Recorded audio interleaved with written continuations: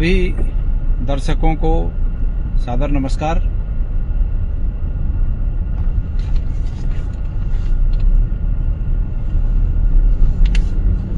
आज लाइव आने के पीछे जो कारण है वो ये है कि श्रीनगर नगर निगम की सम्मानित मेयर आरती भंडारी जी के द्वारा कल एक प्रेस वार्ता का आयोजन किया गया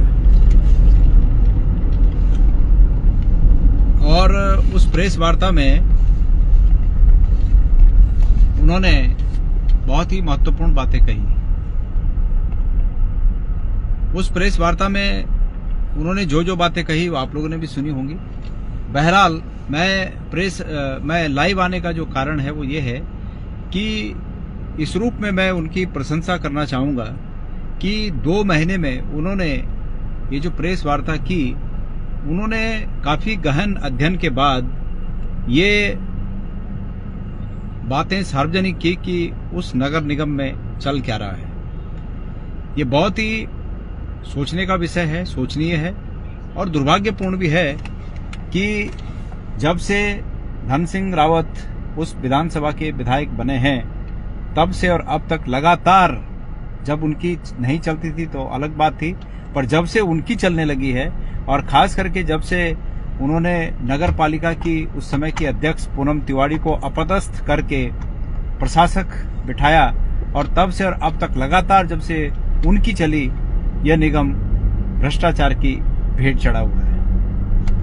मैं इस रूप में उनकी सराहना करना चाहूँगा, उनकी तारीफ करना चाहूँगा कि उन्होंने ये हिम्मत दिखाई कि इन तमाम जो ये भ्रष्टाचार के मसले वो सामने लाए हैं, उन्होंने ये उसकी तहकीकात की और तब जाकर ये भ्रष्टाचार के तमाम मामले सामने आए। भ्रष्टाचार के जो मामले सामने आए वो निश्चित रूप में बहुत गंभीर हैं और उनमें से कुछ इस तरह हैं कि जैसे उन्होंने कहा कि एक जगह पर कहीं टाइल्स लगाने का काम चल रहा था और उस काम की लागत 25 लाख रुपए थी। जब उन्होंने ये जानकारी चाहिए कि ये काम किसका चल रहा है तो आयुक्त द्वारा उन्हें ये कहा गया कि आयुक्त की जानकारी में नहीं है कि ये काम किसका चल रहा है। आयुक्त जबकि ये प्रशासक का कार्यकाल था तब का ये आवंटित कार्य था और उसके बाद उनके इस प्रश्न पूछने के अगले 2 दिन के अंदर उस ठेकेदार को पेमेंट हो जाता है। तो समझा जा सकता है कि ये क्या है मामला, किसकी मिलीभगत है। इसी तरह उन्होंने ये आरोप ये लगाया है कि बिना टेंडर के कोटेशन के आधार पर कई निर्माण कार्य हुए और चल रहे हैं। उनका ये आरोप है और जो कि निश्चित रूप में ये उचित प्रतीत नहीं होता है कि सिर्फ इस प्रकार की प्रकृति के कार्यों को ही कोटेशन पर किया जाना आवश्यक होता है, जो कि इस तरह होते हैं कि भाई जैसे उदाहरण के लिए आवश्यक है कि आज रात में ये काम होना है, पानी की लाइन टूट गई, उसको आज रात में बनना है, कोई सड़क टूट गई है, आने जाने का रास्ता बाधित हो गया है, कोई पैच टूट गया है, इस तरह के कहीं पर कुछ दुर्घटना हो गई, अग्निकांड हो गया, कुछ नुकसान हो गया, उसको तत्काल ठीक करना है। इस तरह के कामों में कोटेशन के आधार पर कोई कार्य होते हैं। इसके अलावा जो ऐसे काम है कि भाई रास्ते में टाइल लगाना है, सड़क बनाना है, निर्माण कार्य कोई भी करना है, तो उसके लिए ये नियम होता है कि भाई टेंडर मंगाया जाए। लेकिन बिना टेंडर के करोड़ों के कार्य उस नगर निगम में प्रशासक कार्यकाल के दौरान हुए, जो कि जो वहां की आयुक्त हैं उन पर उन्होंने सीधे सीधे आरोप लगाए हैं। आरती भंडारी जी जो मेयर साहिबा हैं वो सरकार पर और धन सिंह रावत जी पर आरोप लगाने से बचती नजर आई हैं। हालांकि ये नहीं हो सकता और वो भी जानती हैं, इस सच्चाई को वो भी जानते हैं कि जो कुछ हुआ है ये धन सिंह रावत जी के संरक्षण में हुआ है। मेरे प्यारे साथियों, मैं आपको याद दिला दूं कि एक बार श्रीनगर मेडिकल कॉलेज के गेट पर वहां पर हो रही अनियमितताओं और भ्रष्टाचार के विरोध में जब हम धरना प्रदर्शन कर रहे थे, मैंने उस दिन भी इन आयुक्त साहिबा को इंगित किया था कि वो भ्रष्टाचार के इस प्रकार के मंत्री जी को खुश करने के जो उनके तरीके हैं, उन खुश करने के तरीकों से बचें, भ्रष्टाचार से बचें। लेकिन लिहाजा वो मैंने कहा ना कि कुछ लोग सत्ता में बैठे हुए लोगों के इंस्ट्रूमेंट बनकर, उनके चेले बनकर काम करना चाहते हैं। और मैं आज ये कहना चाहता हूं कि ऐसे लोग जो सत्ता में बैठे हुए लोगों के चेले बनकर, उनके इंस्ट्रूमेंट बनकर काम करना चाहते हैं और भ्रष्टाचार में लिप्त हैं, यकीनन गारंटी के साथ लिख लीजिए, ये लोग रिटायरमेंट पेंशन के साथ नहीं जाएंगे। ये इस बात की हिदायत को समझ लें कि ये लोग पेंशन लेके रिटायरमेंट नहीं जाएंगे। लिहाजा आरती भंडारी जी ने और भी तमाम गंभीर आरोप इन पर लगाए हैं, जिसमें कि उन्होंने कहा कि प्रशासक कार्यकाल में जो मेला होता है, बैकुंठ चतुर्दशी का मेला होता है, 2 बार के कार्यकाल में, मतलब 2 साल में, उस कार्यकाल के 2 साल के मेलों में, 2 बार के मेलों में भारी भ्रष्टाचार हुआ है। रुड़की से 2 फर्मों से परचेज, तमाम महीने लाखों रुपए का परचेज किया जाता है। ये इन दोनों कंपनियों का इंट्रोडक्शन जब ये आयुक्त महोदय यहाँ पर इन्होंने कार्यभार संभाला, उसके बाद ही इनका इंट्रोडक्शन यहाँ पर हुआ और उनसे हर महीने का परचेज किया जाता है बिना नियमों को। इनका कहना है कि नियमों को ताक पर रखकर परचेज किया जाता है। चुनिंदा ठेकेदारों को ही काम दिया जाता है। कूड़े के निपटारे में भी भारी भ्रष्टाचार का आरोप मेयर साहिबा ने लगाया है। सोलार लाइट गुणवत्ता विहीन है, इसमें भी भ्रष्टाचार का आरोप उन्होंने लगाया। और कुल मिलाकर उन्होंने ये लगाया कि उन्होंने अपने संबोधन के 12-14 बिंदुओं में अंत में एक बात कही, हर एक बिंदु में, कि इसमें भ्रष्टाचार की बू आती है, इसमें भ्रष्टाचार की बू आती है, इसमें भ्रष्टाचार की बू आती है। लिहाजा सभी जो आरोप थे उन पर उनका कहना था कि भ्रष्टाचार की बू आती है। और मैं तो समझता हूं कि भ्रष्टाचार की इतने जगह से भ्रष्टाचार की बू आती है, तो बू नहीं बल्कि वो भ्रष्टाचार की सड़ांध आती है वहां। ये इस तरह श्रीनगर नगर निगम का हालात इस तरह हो गया है। मेरे साथियों, जब मैंने श्रीनगर मेडिकल कॉलेज में धरना प्रदर्शन के दौरान ये बात कही थी कि ऐसे अधिकारी सावधान हो जाएं, तो वहां के प्रधानाचार्य महोदय ने मुझे धमकी देने का काम किया कि हम गणेश गोदियाल के खिलाफ लीगल एक्शन करेंगे। और मैंने उन्हें चुनौती दी कि वो मेरे खिलाफ लीगल एक्शन करें, और अगर वो मेरे खिलाफ लीगल एक्शन नहीं करेंगे तो मैं उन्हें याद दिलाता रहूंगा कि वो मेरे खिलाफ लीगल एक्शन करें। और मैं इसके बाद एक दो बार वहां गया भी, ये कहने के लिए कि वो मेरे खिलाफ लीगल एक्शन करें। लेकिन उसका परिणाम ये हुआ कि वो खुद अपने पद को त्याग कर वहां से निकल लिए।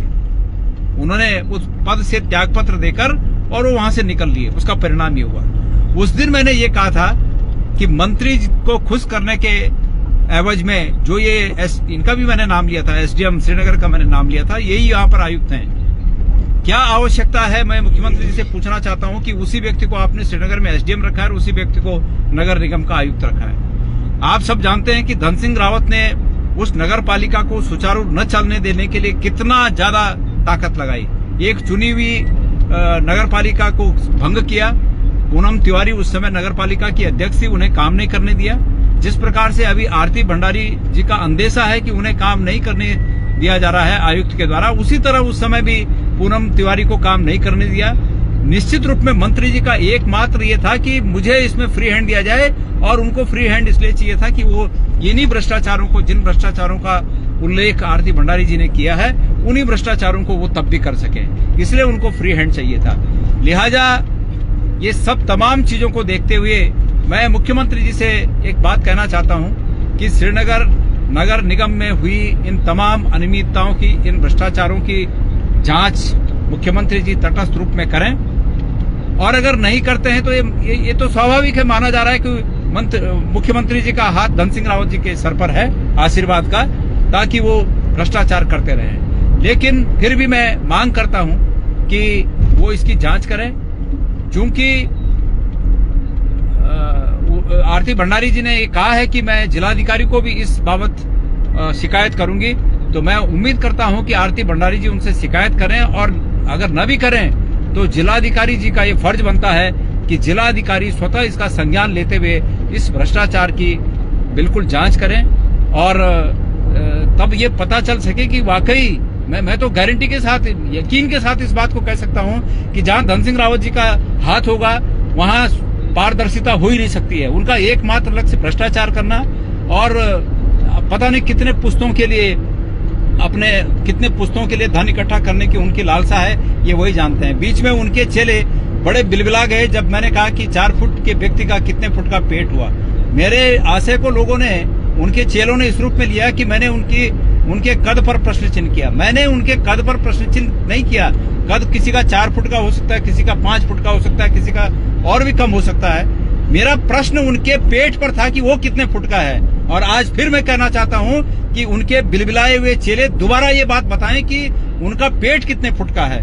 उनके द्वारा जो अधिकारी भ्रष्टाचार में अपने सहयोगी बनाए जा रहे हैं, उन अधिकारियों का पेट भी कितने फुट का है, ये भी उनके चेले बताने का कष्ट करें। श्रीनगर में उनके चेलों के बिलबिलाने की संख्या कम हुई है, 1 आध चेले बिलबिला रहे हैं, लेकिन मैं उनके चेलों को कहना चाहता हूं कि इस पर भी कुछ कहें कि ये जो भ्रष्टाचार श्रीनगर की मेयर साहिबा कह रही हैं, इन पर उनके क्या विचार हैं, वो चेले इस पर भी कुछ कहें। इसलिए माननीय मुख्यमंत्री जी, हालात इस प्रदेश के इस तरह हो गए हैं कि हर डाल पे उल्लू बैठा है, अंजाम गुलिस्तां क्या होगा। मैं उम्मीद करता हूं आपको बहुत कम उम्र में एक बहुत ही बड़ी अपॉर्चुनिटी, परसियस अपॉर्चुनिटी, अनमोल तोहफा कुदरत की तरफ से और आपकी पार्टी की तरफ से मुख्यमंत्री का पद देकर आपको मिला। लेकिन मुझे अफसोस के साथ इस बात को कहना पड़ रहा है कि आपके कार्यकाल में भ्रष्टाचार दिन दूना रात चौगुनी प्रगति कर रहा है और इस प्रदेश का युवा, इस प्रदेश का नागरिक स्वयं को ठगा हुआ महसूस कर रहा है। और भ्रष्टाचार यहाँ तक बढ़ गया है कि इस राज्य की कल्पना करने वाले क्रांतिकारियों ने, इस राज्य की कल्पना करने वाले तमाम उस राज्य की मांग को लेकर संघर्ष करने वाले लोगों के मन में इस राज्य के प्रति शंकाएं उत्पन्न होने लगी हैं कि क्या इसी के लिए हमने राज्य बनाया था।